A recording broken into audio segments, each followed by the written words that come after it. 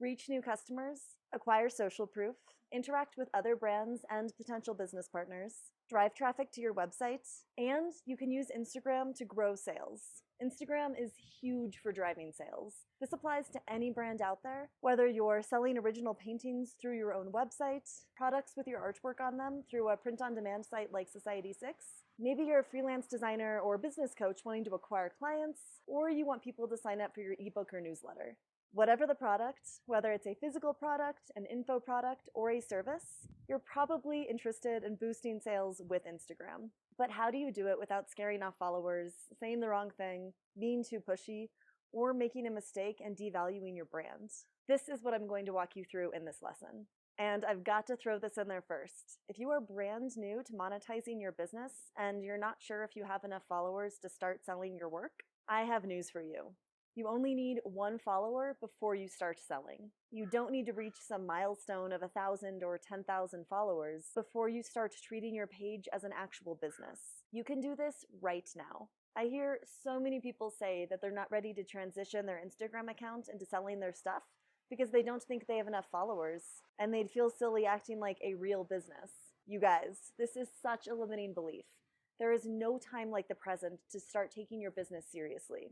And everyone starts from somewhere. My best advice here is to bite the bullet, put yourself out there, and start identifying as a business owner because that is exactly what you are. It doesn't matter if this is your side hustle, part-time gig, or full focus. This is real, and you're not a poser for identifying as a business owner or an entrepreneur. I started my cat coke business as a side hustle while I was still working as an employee at a design agency. I worked a 9-to-5 job, but I was building my art business up on the side and getting ready to make it my full-time gig. When I registered my LLC, guess what I put as my title?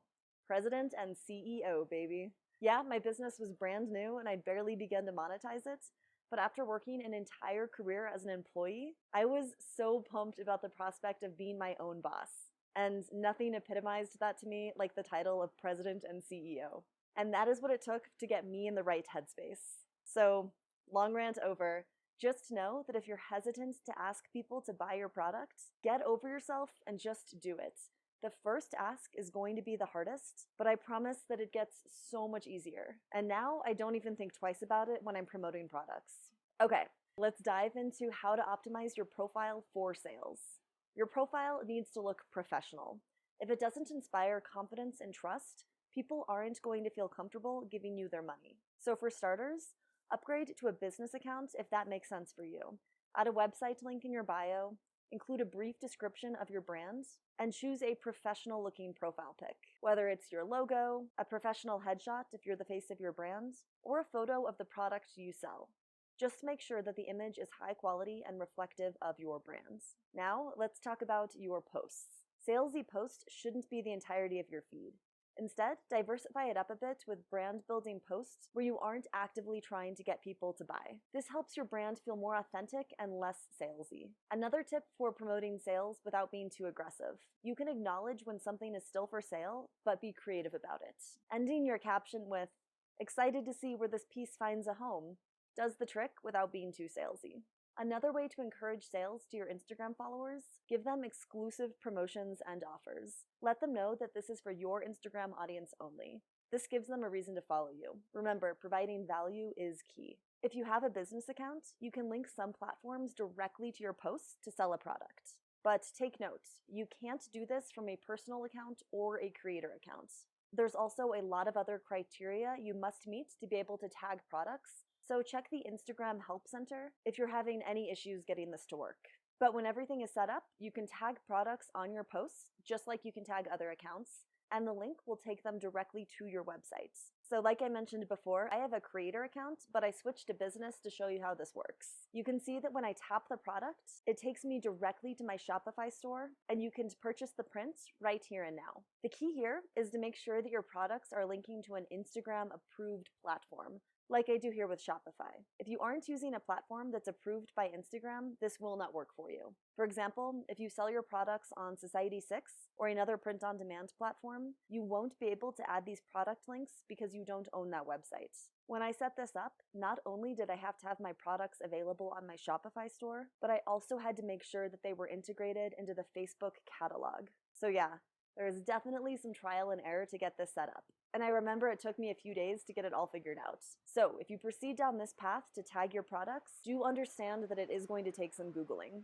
Alright, another way to drive sales is to do exactly what I mentioned in my lesson about how to write compelling captions. Do some hard promotion. Put that strong call to action in place and directly ask your customers to buy your product. Make it super easy for them to do so. Use a link shortener like bit.ly or tinyURL and paste a link into your caption. Even though links and captions aren't clickable, someone may take the time to type it into their browser manually. If you want to simplify the process, you do get one active link in your bio, so use that for your sales page. That way, you can still make a post to get sales, and then all you have to do is write in the caption, click the link in my bio to buy. It's pretty simple. Again, you want to make it as easy as possible for someone to buy your product. Another way to get live links working is Instagram stories.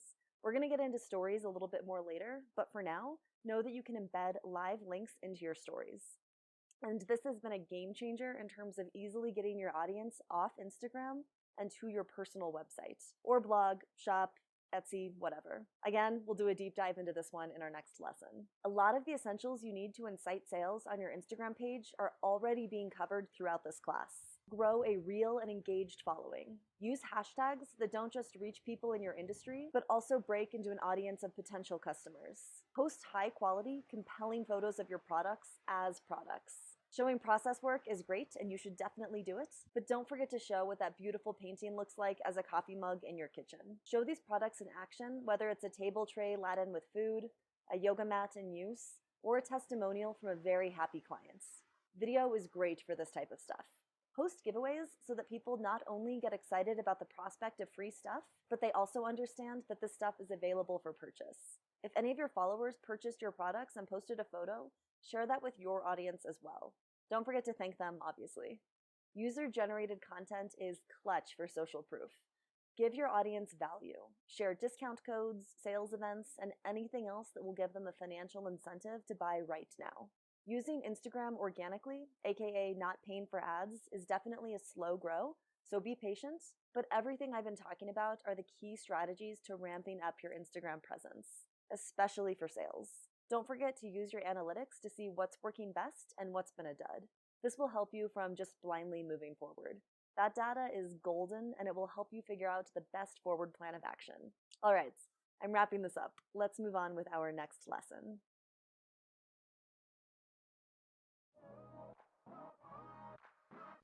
Instagram describes stories as something that lets you share all the moments of your day, not just the ones you want to keep on your profile. Stories allow you to share photos and videos that vanish after 24 hours. They aren't posted on your main feed. They appear as a slideshow reel, entirely separate from your main grid. You can find stories in a bar at the top of your feed, or by tapping any profile pic with a pinky orange circle outline. I use stories as a way to break away from the perfectly curated Instagram grid. Unlike my posts, which I like to keep pretty polished, stories are kind of like my raw, unedited footage. My posts are perfection and well thought out, but my stories are the real deal of what I'm up to on a day-to-day basis. Stories give you permission to be a little bit more loose with what you post. I don't have to worry about my content looking good in the grid. Likes and comments on stories aren't public, so there's no pressure there. Stories are like a no-pressure way to still post content and get engagement. So, rather than explain all the functions and in-depth details pertaining to stories, instead, I'm going to walk you through how I typically post a story. First things first, I'm on my home screen and I'll tap the camera on the upper right corner of my screen. You can also swipe left to get to the exact same place. This opens the camera, so you can either snap a photo or video right now, or do what I normally do and open up the camera roll instead to use a photo or video that you've already taken. To be honest, I am not a super spontaneous person, so 99.9% of the time, I skip the built-in camera feature and pull something from my camera roll instead. Instagram doesn't prioritize one of these over the other, so in terms of engagement, it doesn't matter if you're using the camera function within the app or using a photo that's already on your camera roll. The only exception here is going to be if you're going live, in which case you'll need to be recording live from the app. So, tap that little box on the bottom left of your screen to open up the camera roll. You can also swipe up to get to the exact same page. It'll automatically show you photos taken in the last 24 hours, but you can tap that text up top and filter by other parameters as well, like favorites, selfies, videos, and more. So I'll tap favorites and use this pretty glamour shot of a coffee shop I worked in. If you want to add a photo filter, swipe left to see all of your options.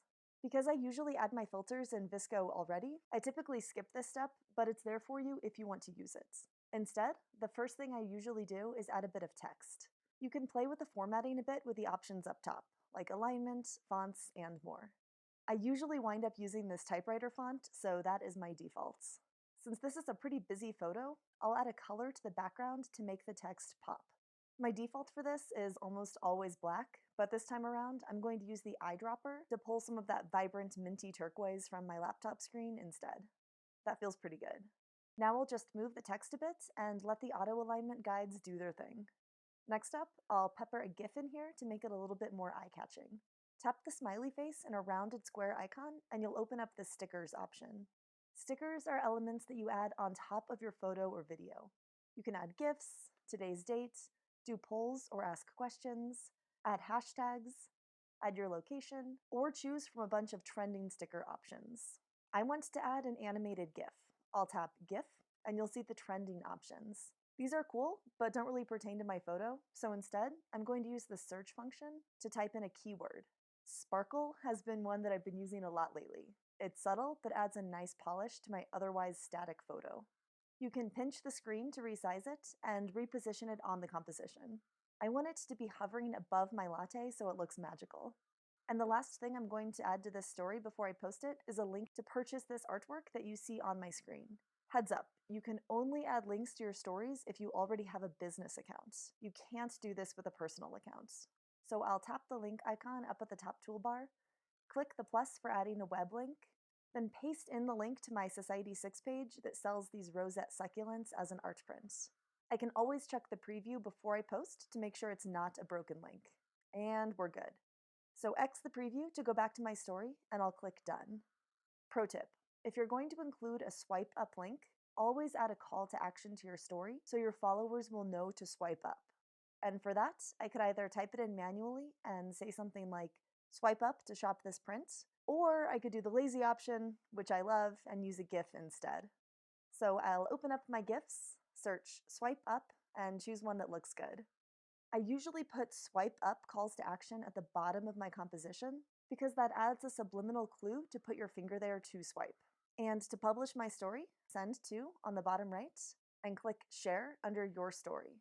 You have options here to send your story to select people, but because my Instagram is for my business, not personal, I always share it to everyone, aka select the your story option. Now everyone can see it. To see the story you've just published, tap your profile pic up top, and there it is. Instagram only shows the story for 5 seconds, but if you want to spend more time looking at a story before it goes away, just hold your finger on the screen and it'll pause the countdown. To view your stats, simply swipe up and you can see everyone who has seen your story. You can also tap the bar graph and see the insights once they're available. You can see how many people clicked the link, which is our main goal with this post since swipe up is our call to action. You can also see how many people visited your profile after they saw your story, plus all the accounts you reached. One of my favorite bits of info to look at is the back clicks.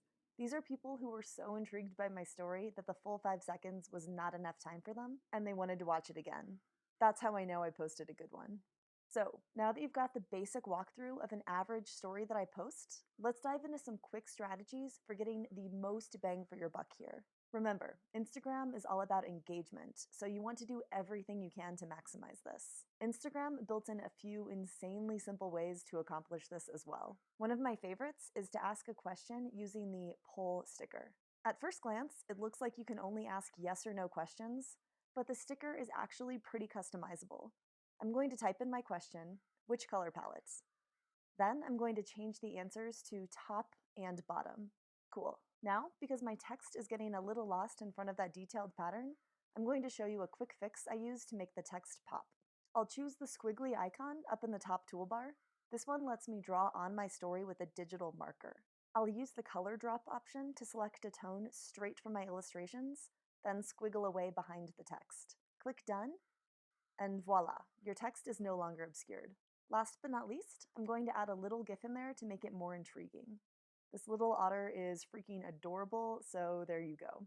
I'll reposition it with my finger and resize with a little pinch, and I'm ready to publish. If you want to publish this story to your entire audience, simply tap the icon at the bottom left corner of the screen. I have mine automatically mingled in with my Facebook page as well, so it'll publish to both Instagram and Facebook stories all in one go, which is one less thing I have to worry about. I'll give it a few minutes, and then I'll watch my poll results start to come in. Usually after a few hours, I'll have a lot of engagement. After all, people love sharing their opinion, especially if you're the one actually asking for it. I'll show you one more way that I boost engagement with stories. It's called the quiz sticker. This is where you can ask questions and people can guess and see if they got to the right answer. Instagram wants to do everything they can to make engagement easier for you, so they even provide sample questions that pop up if you roll the dice, so to speak. But I have a custom question that I want to ask, so I will type it in manually. A lot of people ask me what artistic medium I use when I publish a new piece, so sometimes I'll let them guess first. For this, I'll use the quiz sticker. I'll give 3 options: crayon, acrylic, or watercolor. The right answer is acrylic, so I'll tap that one and make sure it's green. Now I'll post it to Instagram and Facebook by clicking the icons at the bottom left. There are a bunch of other ways you can make your stories engaging and interactive. You can tag friends, pop in hashtags, create countdowns, and even add a little sliding scale to ask your audience how much they love your newest illustration. Alright, a few more tips to round out this speed lesson on stories. The unwritten rule is to post between 1 and 7 stories a day. I usually wind up somewhere in that range, but I do take days off entirely, and it's no big deal. If someone tags you in a story, you can share it and add it to your own story. And this is considered proper Instagram etiquette. If someone tags me in their story with a picture of my artwork or designs, I'll reshare it to my own story, even if I don't personally know who that follower is. Trust me, it's not weird, that's just how stories were intended to be used. I was on a road trip with friends last month through New Zealand, and my friend Aga tagged me in her Instagram story. I saw it, but I forgot to share it on my own story, and she let me know by acting fake offended that I committed such a social media faux pas. So, tag others in stories if it pertains to them, and share stories that tag you in if it pertains to you or your brand. Another trick you can do is add your stories to highlights. These are the collection of stories that you see on people's profiles. Normally, stories only last 24 hours, but if you add one into your highlights, it'll be there permanently. So if you ever feel like it's a waste of time to create content that will delete itself in 24 hours, highlights are your solution. Don't put every single story in your highlights, but pick and choose ones that make sense for your brand. I use highlights for evergreen content so people can get a good glimpse of my brand fairly quickly. Right now, I have 2 highlights groups: Art and About Me. Pretty self-explanatory. You can tap the icon to open, then tap through my individual stories to work your way through the entire grouping. I put both of these together a few years ago, and I'm still getting traction from them, which is awesome because I spent a lot of time and effort planning these out. I even designed them to look more professional in Adobe Illustrator, which was totally extra of me. Think of it like an evergreen About My Brand section of your profile. You only have 150 characters to use in your bio, but you can share the rest within these story highlights. Check out how other creatives in your industry are grouping their highlights. There are a million other ins and outs for Instagram stories, but because this class encompasses all of Instagram, I want to move on to cover some other basics for creating a highly engaging and successful brand page on Instagram. I might have a class in the future that is solely focused on stories, but for now, let's move forward with the other essentials you need to know for Instagram.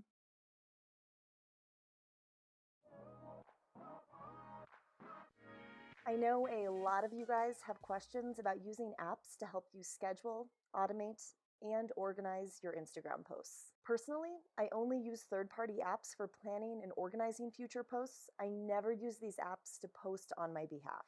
And the difference here is that when I schedule out posts, what I'm doing is lining up a bunch of future posts, organizing them, seeing how they look together on a grid, and writing out the captions.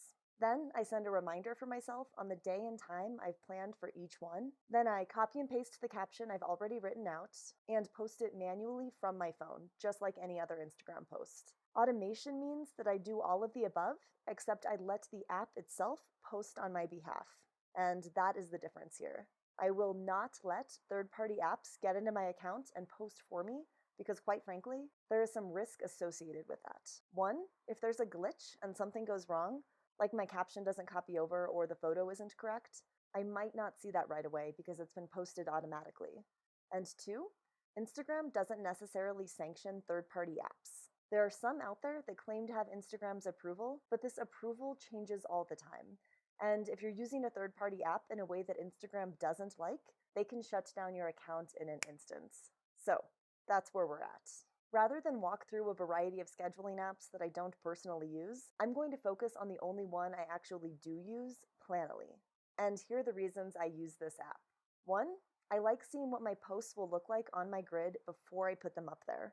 The best looking Instagram grids aren't just incidental, they're meticulously planned. I want mine to show off my brand in the best possible light, and that means being conscious about what photos I'm selecting and in what order. And using an app like Planoly helps me get a quick visual of this and play around to see what's working best. 2. Another reason I use Planoly. I'm busy. Rather than spend a bunch of time every day planning out my social post for that day, I'd rather do it in a big batch all at once that covers the next few days or week. That way, I'm fully focused on my posting strategy rather than just haphazardly posting whatever I feel like doing in the moment. That is what stories are for. 3. It helps me stay on track with posting regularly. When I take a break from scheduling stuff out in advance, it's easy for me to slip entirely and forget to post for days on end. I know this isn't the absolute end of the world, but it's not optimal if I'm really wanting to grow my social media accounts. 4. Planoly's platform works on desktop too, and that is my personal preference. A lot of apps are mobile only, and if that works for you, great. But for me, I keep all my visuals on hard drives that I plug into my computer, so it's easier for me to schedule things out on my laptop than on my phone. 5.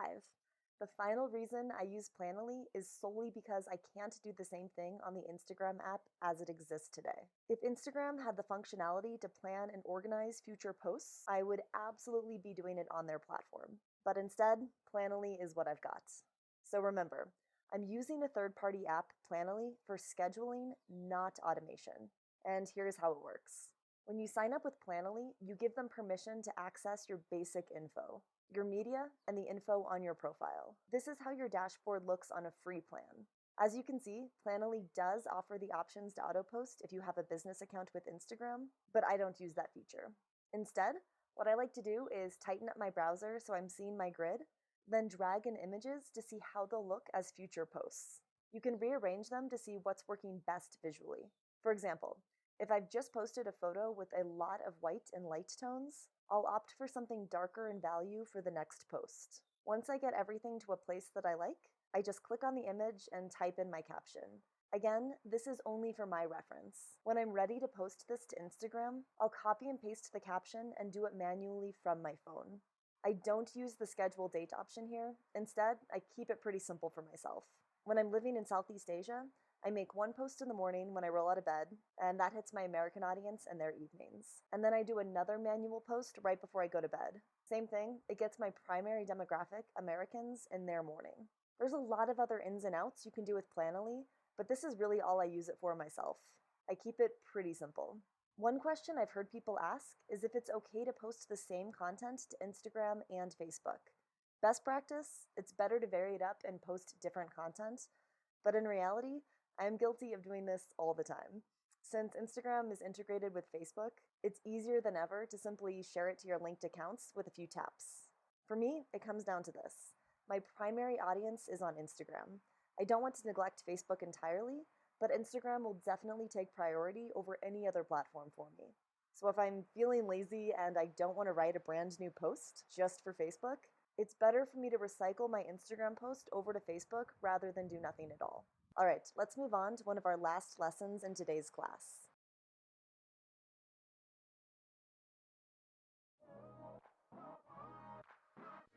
For your class project, let's see you in action. Stories are one of my favorite ways to be creative on Instagram, and they're actually pretty fun to design. You can add stickers, draw doodles, add animated GIFs, and really harness your creativity to create a compelling and engaging story. What I want to see is what your best story looks like. How do you design it? Consider your color palette, textures, typography, links, stickers, all that jazz. Screenshot it and add it to the class project section of our class. And I encourage all of you guys to check out other students' projects as well. This is going to be a great source of inspiration for all of us. So please feel free to comment on other students' projects too. You can follow me on Instagram at catcoke. And if you tag me in a story about this class and I see it in time, I'll be selecting some of my favorites to share into my stories as well. All right, I cannot wait to see what you design.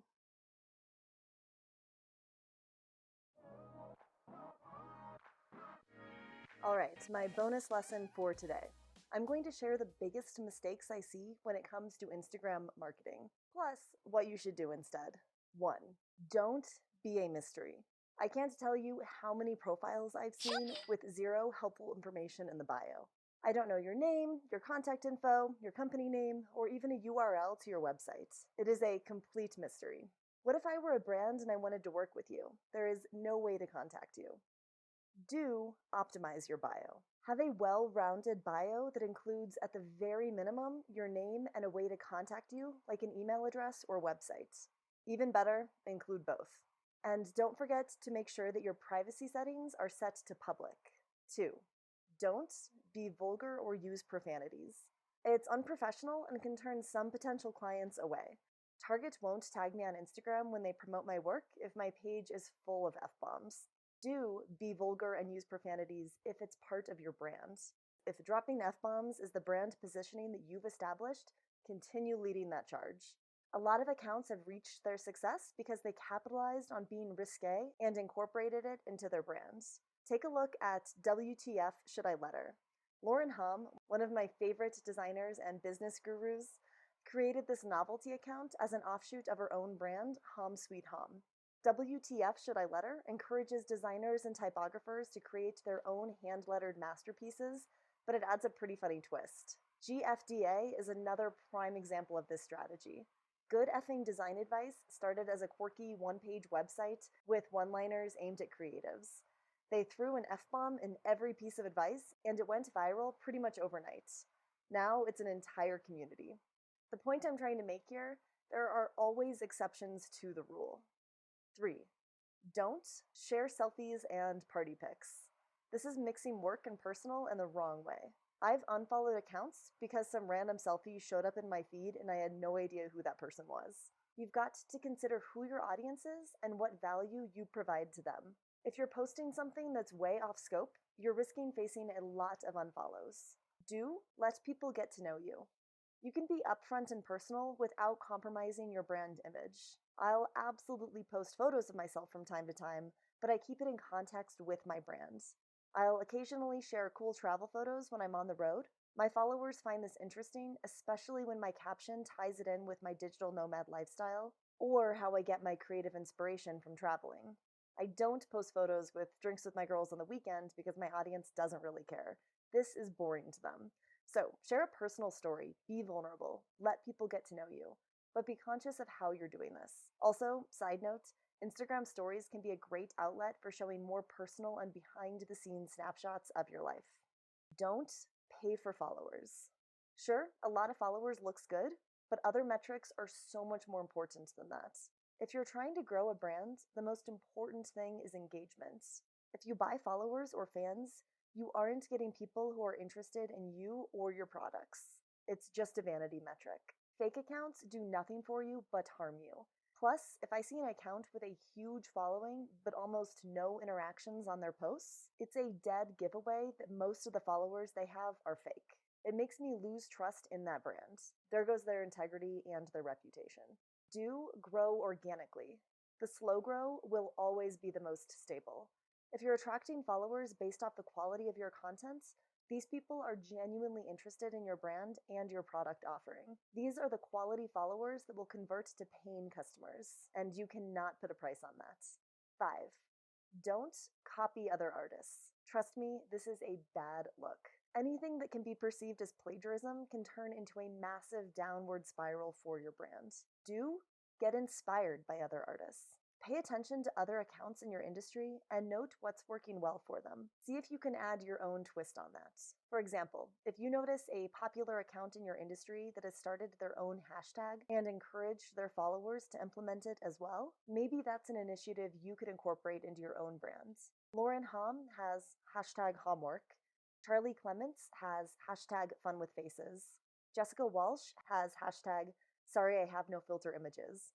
All of these creative women have encouraged a community with their audience by introducing brand-centric hashtags. Maybe you see this and inspired to create one of your own. This is what I mean by getting inspired instead of straight-up copy.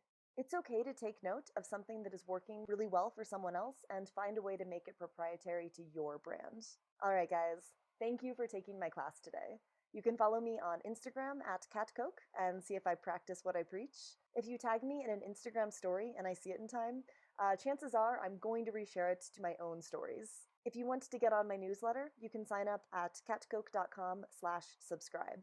This means you'll get all my latest updates like upcoming classes, new artwork, and noteworthy news straight to your inbox. Last but not least, you can follow me on Skillshare by clicking the follow button up top.